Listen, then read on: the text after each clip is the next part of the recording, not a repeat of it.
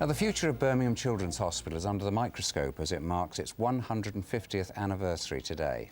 The hospital provides specialist care to around 250,000 children each year, and 13-year-old Katie Burke from Birmingham is one of them. She was the world's youngest patient to have a pacemaker fitted. Laura May McMullen's been to see her. With a spring in her step and playing for the school football team, no one would guess that 13-year-old Katie Burke from Yardley in Birmingham had open heart surgery on the day she was born and has worn a pacemaker all her life. I just think it's strange for us to go from being so unwell to being as healthy as I am. When we go and do sports and that, it makes you feel good. She was a newborn baby who made medical history in 1999.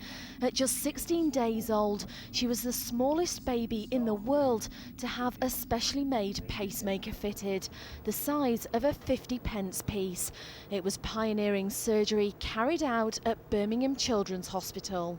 On the screen you can see Katie's heart, and that is the wire or the pacemaker wire which sits in the right pumping chamber of the heart. Even still, not many 2-kilogram babies will have a pacemaker put in. Birmingham Children's Hospital is one of 4 specialist children's centres in the country, and around 250,000 children are treated here every year. But bosses are considering future plans. They say they need a site fit for purpose, and at the moment there are limitations. We could continue to do what we're already doing, which is to upgrade things one by one. We're also looking at if we did sort of a much bigger development, so maybe something that cost about £100 million, or we could go right up to a brand new hospital and look at spending about £350 to £400 million. So we're looking at everything in the round to decide which option for the future would be the best for children and young people.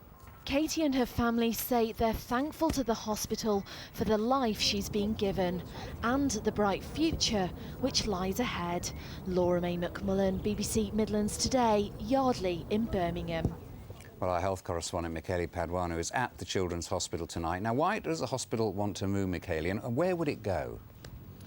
Well, just a couple of miles down the road from here is a brand spanking new adult hospital. Next to it is a hospital that treats women and mothers having babies. Now, wouldn't it make sense to have a children's hospital right next to it? And that's been thought about for some time. You'd have economies of scale. The doctors that work in the different hospitals could actually move between them more easily.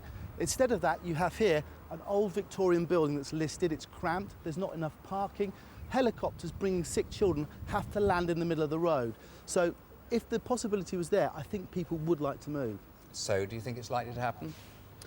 Well, the issues are about Big Brother, the big adult hospital, because they're scared of being swallowed up by it. Now, what they were thinking about was a link between the Women's and Children's Hospital, a merger. Now, back in September of last year, the chairman and the chief executive of the Women's Hospital resigned. We never got to the bottom of it, but the mood music was, it was something to do with those issues. In December, I was leaked some documents which suggested that doctors wanted to stay here, but if they did move, they would prefer the women's merger part of it. Clearly, finding 350 to 400 million at the moment is very difficult in this current financial climate, but this hospital is very ambitious and never bet against what might happen. Michele Paduano, thank you.